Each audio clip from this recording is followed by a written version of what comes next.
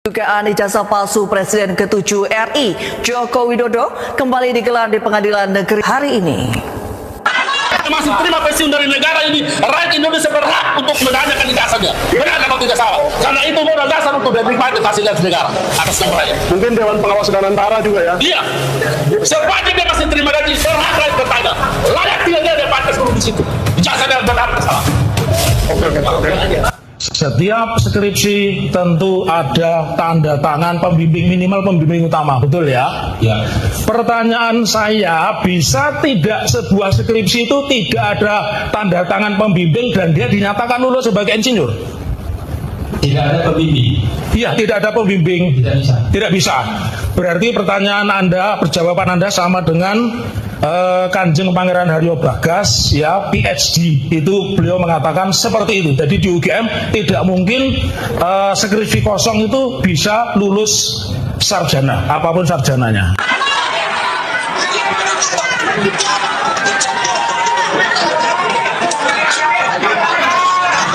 Sidang belum selesai. Alhamdulillah, Rismon nggak ditahan, alhamdulillah, maju terus, alhamdulillah, Allahu Akbar, rakyat menang, Prabowo jangan takut sama Jokowi, alhamdulillah, maju terus Prabowo, habisi para koruptor.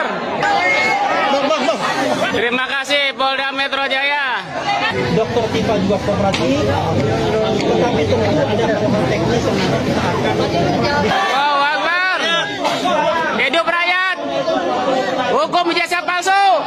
Kalau artinya di sini berarti Bapak meyakini bahwa Joko Widodo yang KKN di Ketoyan 85 tahun 85 itu adalah Pak Jokowi yang Presiden ke-7 Indonesia itu ya tadi ya?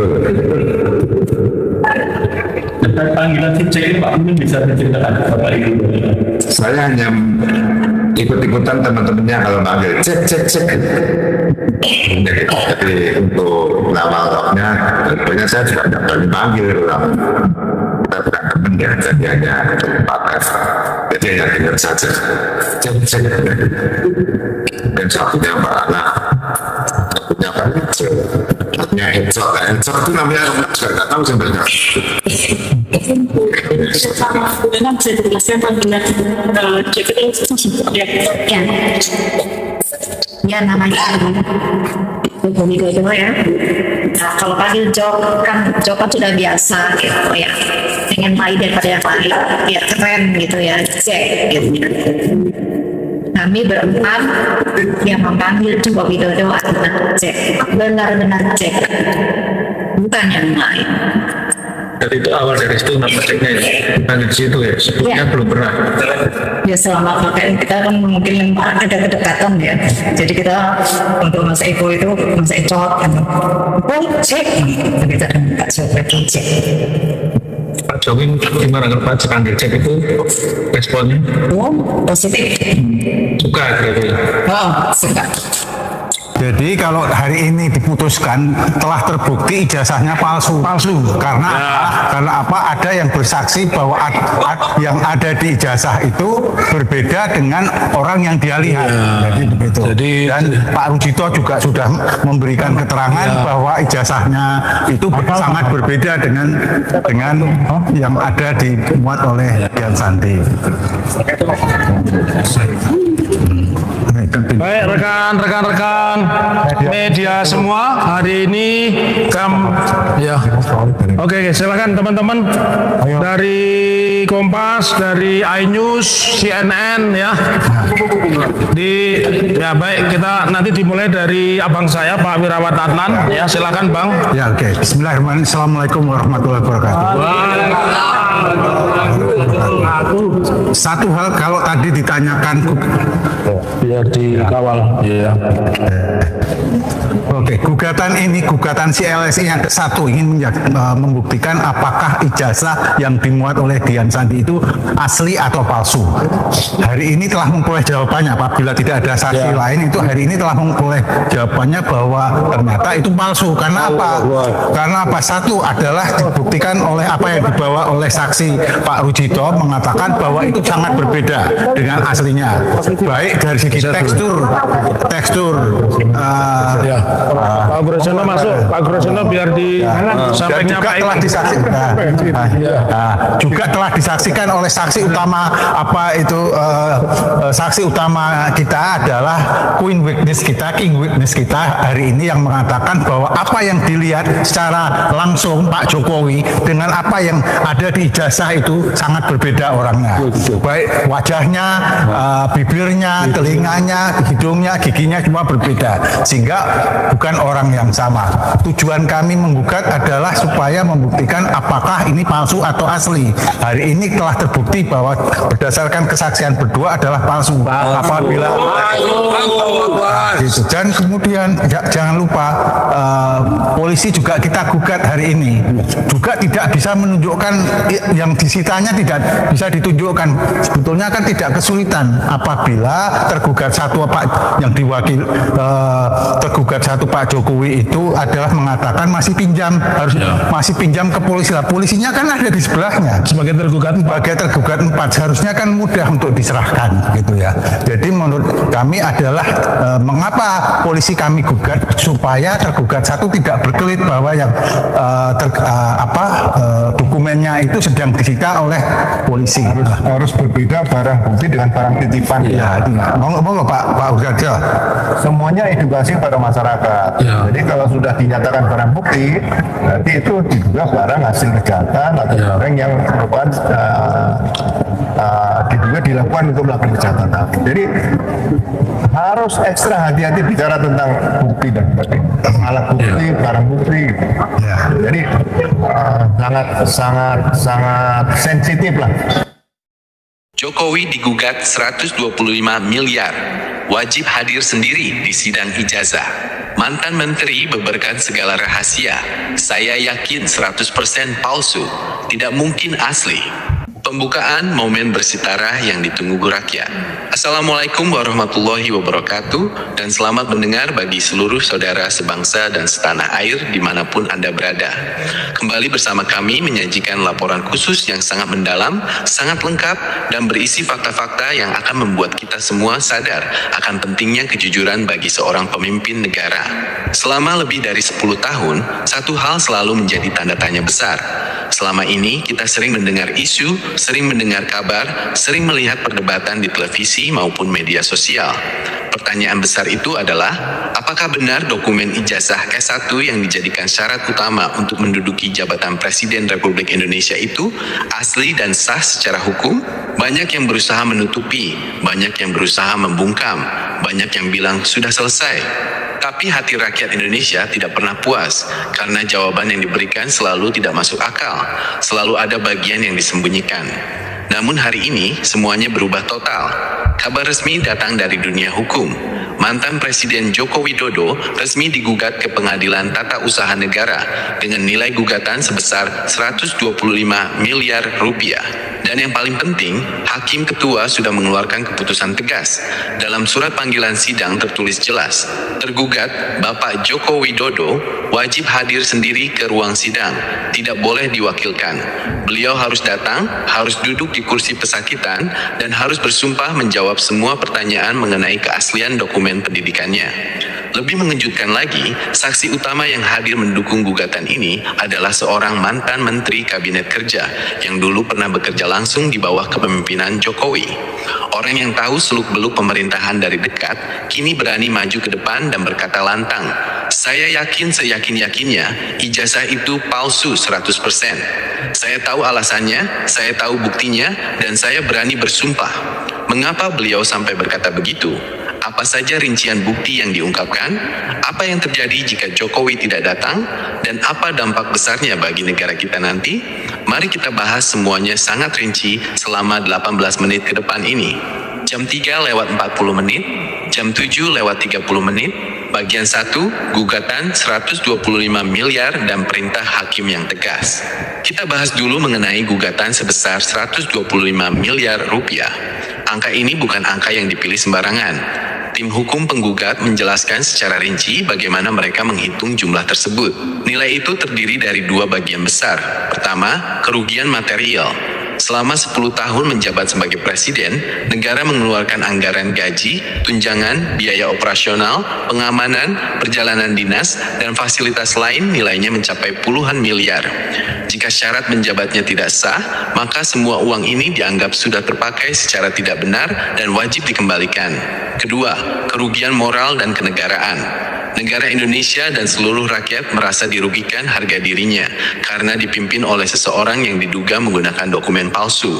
Dampaknya merusak citra bangsa di mata dunia internasional. Nilai ganti ruginya ditetapkan cukup besar agar menjadi pelajaran mahal. Hakim ketua yang memeriksa berkas ini terlihat sangat teliti dan serius.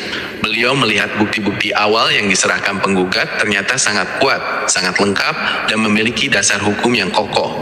Maka hakim pun menjatuhkan keputusan yang bersejarah. Menimbang bahwa perkara ini menyangkut kepentingan umum dan konstitusi negara, kami putuskan gugatan diterima untuk diperiksa. Dan kami perintahkan tergugat Bapak Joko Widodo untuk hadir sendiri. Alasannya, dokumen yang dipermasalahkan adalah milik beliau. Hanya beliau yang bisa menjelaskan kebenarannya di bawah sumpah. Tidak ada alasan untuk tidak datang. Ini sangat langka terjadi. Biasanya pejabat tinggi dimudahkan, tapi kali ini hukum berjalan lurus.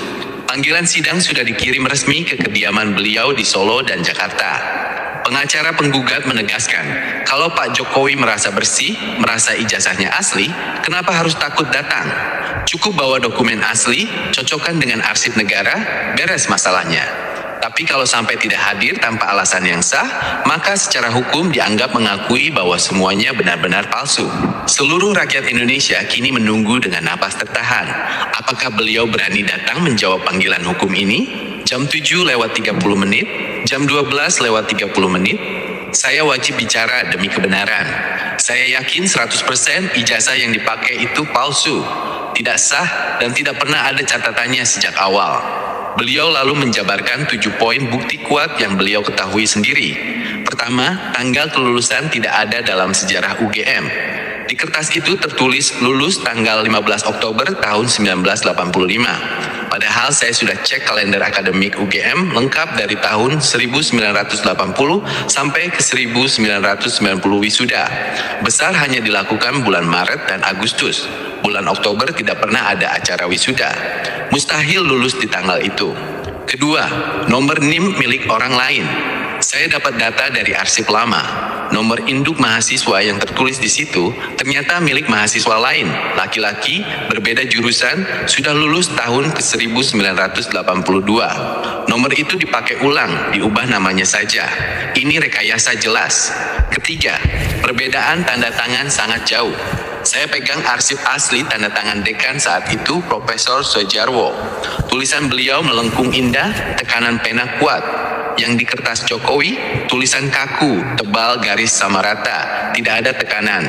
Jelas hasil tiruan komputer, bukan tulisan tangan. Keempat, kertas dan tinta belum ada di tahun ke 1985. Ini bukti ilmiah. Jenis kertasnya pakai kertas bersertifikat keamanan yang baru diproduksi pabrik mulai tahun ke 1999. Tintanya juga tinta modern sintetis. Tahun 1985, kertas masih agak kasar, tinta berbau khas.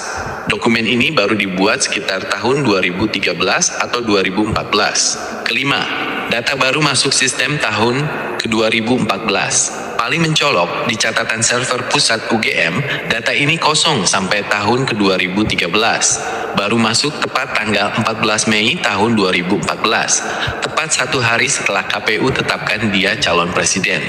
Disisipkan paksa ke database agar terlihat sah. Keenam, tidak ada foto dokumen asli yang jelas. Selama ini yang disebar hanya foto buram, sudut miring, tidak pernah ditunjukkan langsung ke publik agar bisa dilihat jelas. Kalau asli, kenapa sembunyi-sembunyi?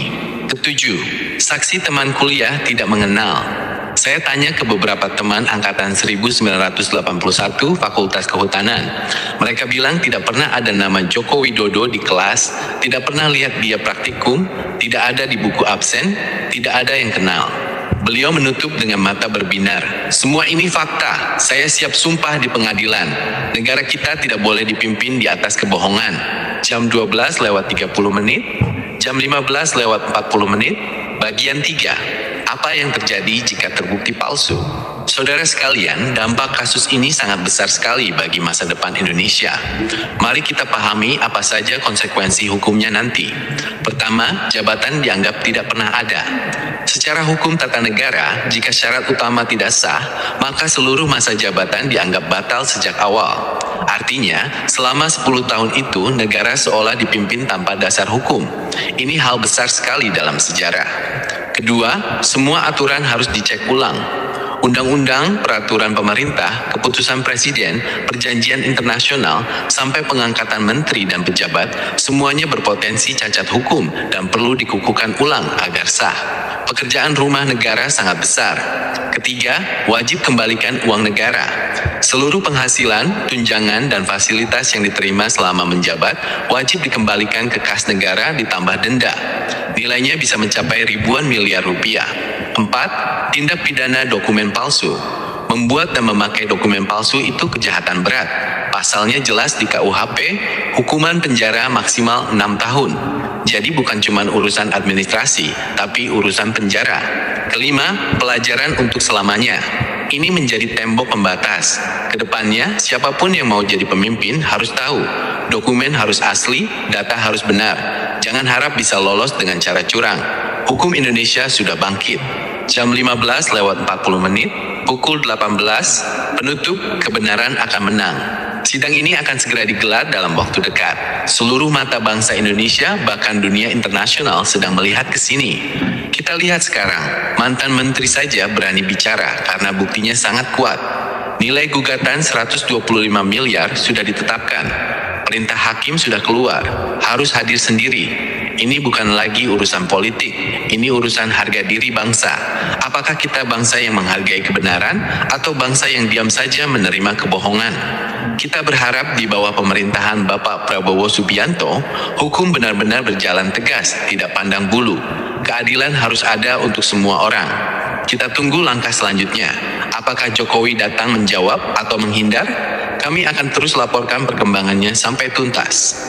Demikianlah laporan lengkap 18 menit mengenai gugatan bersejarah ini. Terima kasih telah mendengar sampai akhir.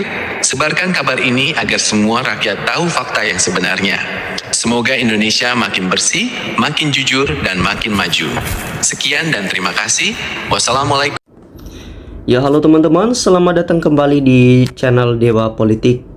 Wadah analisis independen, edukasi hukum, serta panggung dialektika kritis bagi seluruh masyarakat Indonesia dari Sabang sampai Merauke. Pada kesempatan kali ini, saluran kami secara khusus menyoroti salah satu peristiwa hukum paling krusial, dinamis, dan paling banyak diperbincangkan oleh publik luas saat ini. Kasus ini bukan sekedar menguji keabsahan administratif satu lembar dokumen, melainkan menyentuh fondasi paling mendasar dari pilar tata negara kita, yakni transparansi, integritas kepemimpinan nasional, dan kesetaraan di hadapan hukum. Perkara gugatan mengenai dugaan ketidakabsahan dokumen ijazah pendidikan tingkat sarjana pendidikan ke-7 Republik Indonesia Joko Widodo kini resmi berada di meja hijau, bukan lagi sekadar wacana atau polemik liar di media sosial. Perdebatan ini telah bergeser ke ranah formal Pengadilan Tata Usaha Negara dan Pengadilan Negeri melalui mekanisme hukum yang sah. Mengapa perkara ini kembali mencuat dengan intensitas yang lebih tinggi? Apa yang relevansi nilai gugatan material dan imaterial bernilai ratusan miliar rupiah tersebut? Serta bagaimana posisi majelis hakim dalam menyikapi tuntutan agar pihak tergugat hadir secara langsung di ruang sidang?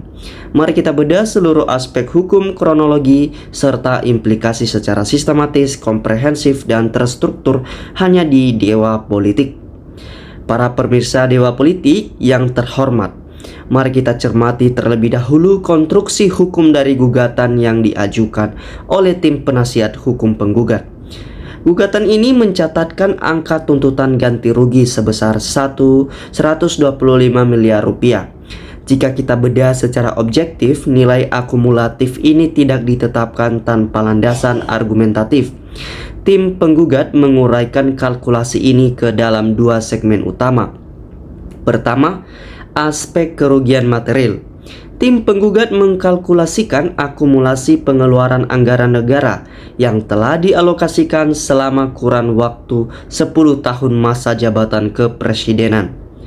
Hal ini mencakup penerimaan gaji pokok, tunjangan jabatan, fasilitas operasional, biaya pengaman, hingga perjalanan dinas. Dalam logika penggugat, apabila syarat administratif paling mendasar untuk menduduki jabatan publik tersebut di kemudian hari terbukti tidak sah secara hukum, maka seluruh pemanfaatan fasilitas negara tersebut dikualifikasikan sebagai penggunaan anggaran yang tidak legitimasi dan secara keperdataan wajib dikembalikan ke kas negara. Kedua yaitu aspek kerugian moral dan martabat ketatanegaraan. Nilai kerugian ini mencerminkan dampak imaterial yang ditanggung oleh seluruh rakyat Indonesia. Ketidakpastian hukum dan polemik berkepanjangan terkait kualifikasi administratif seorang kepala negara dinilai telah mencederai martabat serta marwah institusi kepresidenan, baik di mata dosmetik maupun dalam pergaulan internasional. Di sisi lain, hal yang paling menyita perhatian publik adalah keputusan Majelis Hakim yang memeriksa berkas perkara ini. Majelis Hakim menegaskan perintah agar tergugat dalam hal ini Bapak Joko Widodo hadir secara personal di ruang sidang untuk memberikan keterangan langsung di bawah sumpah. Penetapan ini menjadi titik krusial karena menegaskan bahwa di dalam hukum perdata maupun tata usaha negara, keterangan langsung dari pemilik hak atau dokumen merupakan bukti primer yang tidak dapat diwakilkan begitu saja, terutama saat keautentikan dokumen fisik menjadi objek sengketa utama. Melangkah ke materi persidangan yang lebih mendalam, ruang sidang telah menjadi tempat bertemunya argumen, teknis, dan data pembanding. Tim penggugat bersama para saksi ahli dan saksi fakta menyodorkan sekurang-kurangnya 7 poin analisis material yang dijadikan pijakan gugatan. Pertama itu uji keselarasan kalender akademik. Penggugat mencermati adanya ketidaksesuaian antara penanggalan kelulusan yang tertera pada lembar dokumen dengan agenda wisuda atau yudisium resmi pada kalender akademik Universitas Gadjah Mada pada periode tahun 1985. Kedua yaitu verifikasi dan ketersediaan nomor induk mahasiswa atau NIM. Terdapat sorotan tajam mengenai penelusuran riwayat NIM yang tertera, di mana tim hukum penggugat mengklaim menemukan indikasi tumpah tindih atau kesamaan data administratif dengan arsip milik mahasiswa lain. Ketiga itu uji forensik tanda tangan pejabat berwenang. Analisis dilakukan terhadap karakter goresan, tekanan pena, dan serta morfologi tulisan tangan dari pejabat dekanat pada era tersebut untuk dibandingkan secara presisi dengan arsip dokumen autentik pembanding dari tahun yang sama. Keempat yaitu spesifikasi material kertas dan komposisi tinta. Penggugat mengajukan argumen uji fisik yang mempertanyakan jenis serat kertas, penggunaan fitur pengaman atau security capper, serta karakteristik zat kimia tinta yang dinilai belum diproduksi secara massal atau lazim digunakan pada dekade 1980-an. Kelima yaitu konsistensi basis data digital perguruan tinggi. Sorotan diarahkan pada rekam jejak digital dan riwayat pemutakhiran data entry pada server basic data pusat universitas yang dinilai perlu dibuktikan kapan pertama kali data tersebut diinput secara sah ke dalam sistem. Keenam yaitu transparansi fisik dokumen pembanding. Diperlukannya penunjangan dokumen fisik asli secara langsung di hadapan majelis hakim dan publik guna mengakhiri spekulasi yang selama ini hanya bersumber dari salinan bergambar beresolusi rendah atau sudut miring. Ketujuh itu kesaksian faktual rekan seangkatan. Penggugat juga menghadirkan keterangan saksi-saksi dari lingkungan Sivitas Akademika era 1980-an guna memverifikasi keberadaan fisik, riwayat perkuliahan, hingga kegiatan praktikum lapangan. Tentu, seluruh argumen dan dugaan teknis yang diajukan oleh pihak penggugat ini memiliki konsekuensi hukum, yaitu wajib diuji secara fair, terbuka, dan dibantah melalui pembuktian balik atau counterproof yang sah dan autentik oleh pihak tergugat di hadapan hukum. Saudara-saudara sekalian, pemirsa setia Dewa Politik, mari kita melangkah lebih jauh untuk memahami dampak makro dan persidangan ini. Mengapa perkara ini begitu vital bagi masa depan Republik Indonesia? 1. Prinsip equality before the law, persamaan di hadapan hukum. Kasus ini menjadi tolak ukur nyata apakah asas equality before the law benar-benar ditegakkan tanpa pandang bulu di negeri ini. Hukum tidak boleh tunduk pada kekuasaan dan kekuasaan tidak boleh berada di atas hukum. Ketika seorang mantan kepala negara bersedia hadir dan mengikuti proses peradilan sebagaimana warga negara biasa, hal itu justru akan memperkuat legitimasi hukum Indonesia. Kedua, yaitu kepastian hukum dan legitimasi produk kebijakan. Apabila sebuah dokumen administratif terbukti cacat hukum sejak awal, secara doktrin hukum tata negara, seluruh keputusan undang-undang serta regulasi yang lahir di bawah kepemimpinannya berpotensi menghadapi krisis legitimasi yang memerlukan penataan kembali secara masif. Kemudian yaitu penegakan hukum pidana administratif. Menggunakan atau membuat dokumen yang diduga tidak otentik untuk kepentingan pemenuhan syarat jabatan publik merupakan pelanggaran serius yang diatur secara rinci dalam Kitab Undang-Undang Hukum Pidana KUHP. Oleh karena itu, putusan perdata ini akan menjadi pintu masuk utama bagi kepastian status hukum pidana selanjutnya.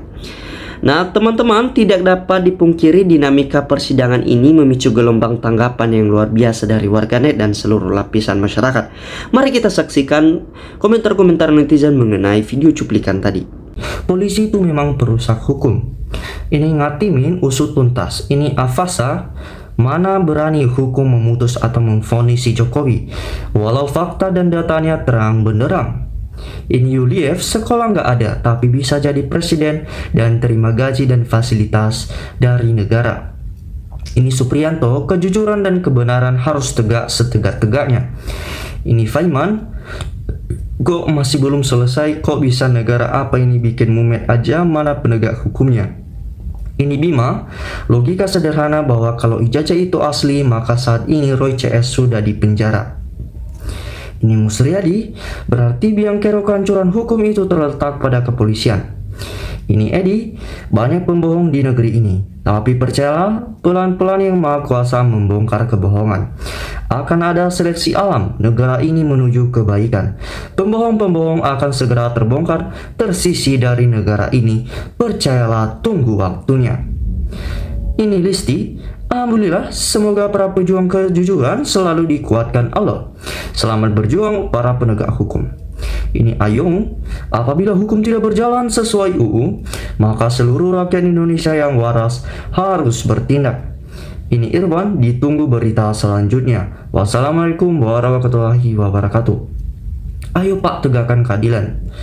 Ini Zaikali Islami, reformasi polisi seluruhnya dapat dan pecat semua pimpinan Polri dan isi dengan polisi yang berkualitas dan bermoral. Ayo Pak Presiden Prabowo, ini sudah terang benderang dan jangan lagi diam. Segera bertindak tegas, kami rakyat Indonesia di belakang Bapak demi kejujuran. Ya, ini Kasman, alhamdulillah titik terang hukum mulai tampak, semoga seterusnya terus meningkat.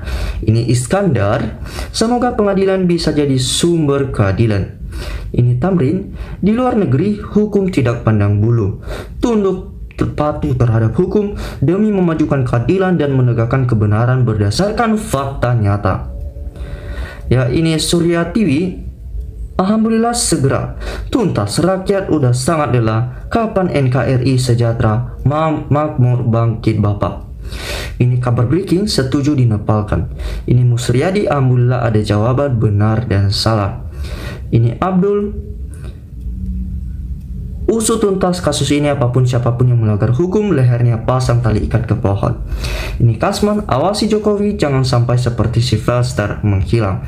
Ini Zainul Wardi, kalau Jokowi berani datang ke pengadilan, bakalan menceret ditanya kuasa hukum Roy dan Tifa, penggugat ijazah dan Pak Dr. Taufik. Ya teman-teman, demikianlah komentar-komentar netizen mengenai video cuplikan tadi. Terima kasih telah menyimak dari awal hingga akhir video ini.